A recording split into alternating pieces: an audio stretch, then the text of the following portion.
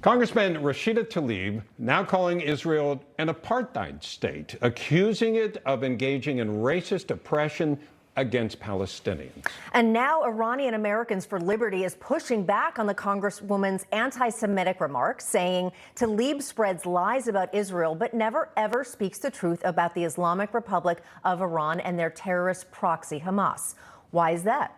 Our next guest is also pushing back against these statements. Let's welcome Managing Director, Coalition for Jewish Values, Rabbi Yaakov Menken. Rabbi, thanks for joining us. Thank you for having me. Your initial reaction to Tlaib's comments? Well, Tlaib does not seem to care about the 2,500 journalists killed in Crossfire since 1990. She never commented about any of them.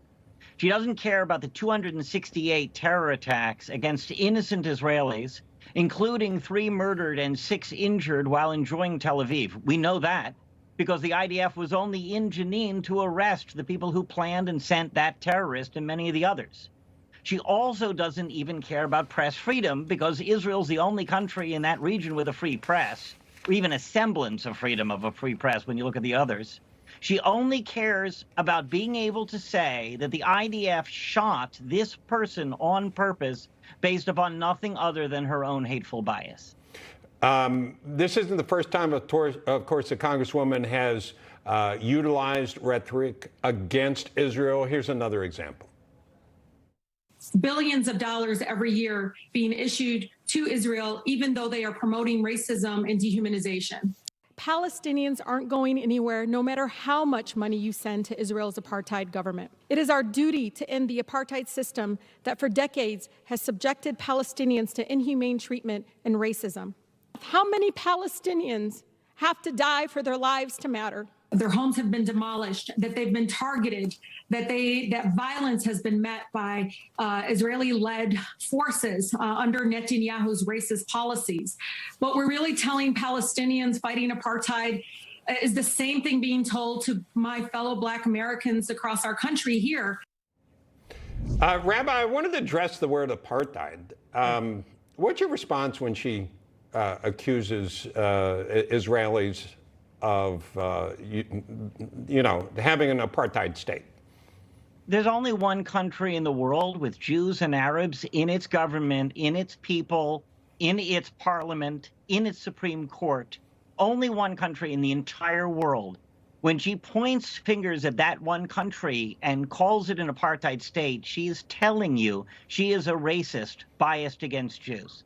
And what kind of damage does that do you think, when she says those kinds of things in public in the United States and on the floor of Congress? Well, this is classic mythology. This is the same stuff we've heard again and again. The idea that the Jews believe themselves superior to everybody else, that they're chosen to be superior, which is not what the Bible says at all, is a classic myth used by everybody right up to and including the Nazis. So if you're waiting for her to say this stuff in German, you're doing it wrong. Rabbi Menken, I also would like you to take a listen to what President Biden has to say. He doesn't hesitate to praise Tlaib despite all the negative things she said about Israel. Let's take a listen. And Rashid Tlaib, where's Rashid? I tell you what, Rashid, I want to say to you that I admire your intellect, I admire your passion, and I admire your concern for so many other people. And it's from my heart, I pray that your grandmom and family are well. I promise you I'm going to do everything to see that they are on the West Bank. You're a fighter, and God, thank you for being a fighter. Your reaction? You know, there are dozens of Democratic congressmen and even a few Republicans who have co-signed on to bills while Rashida Tlaib masquerades as a human rights activist. This is really outstanding, and this is how anti-Semitism spreads. Imagine him or any Republican saying similar comments about David Duke. I don't recall David Duke ever demonizing anybody who tried to stop the murder of Black people. But here you have people trying to stop the murder of Jews, and she can only condemn the people trying to stop those murders. What does that tell you?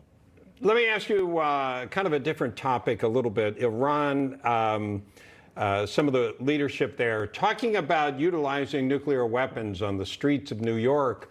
Obviously, Israel is in that neighborhood, if you will, and has to deal with a lot of threats. What are your thoughts when you see something like that? Well, number one, it's not actually such a different topic. Tlaib and the Ayatollahs are not using such vastly different rhetoric. They both believe that Israel is a cancer. They both think that Israel is the little Satan responsible for all the problems. I mean, after all, Iraq and Syria are two countries that cleaned out all their Jews. Well, has life gone fabulously for them ever since? I mean, this is the mythology of both of these places. And the Ayatollah wants to take it from Israel to America because it starts with the Jews. It never ends with the Jews. All right. Rabbi Menken, thank you, sir. Thank you for having me. Hey, guys, it's Rob Carson. With inflation at its highest level in 40 years and interest rates skyrocketing, your retirement plans are in danger. Well, our friends at American Hartford Gold can help show you how to protect your savings and retirement accounts by diversifying your portfolio with physical gold and silver. Yeah. If you call them right now, they have a special offer. They will give you a free gold coin on your first qualifying order. So don't wait. Call now. Here's the number, 866-935-4309. That's 866-935-4309, or text Newsmax to 65532. That's Newsmax to 65532. Thank you.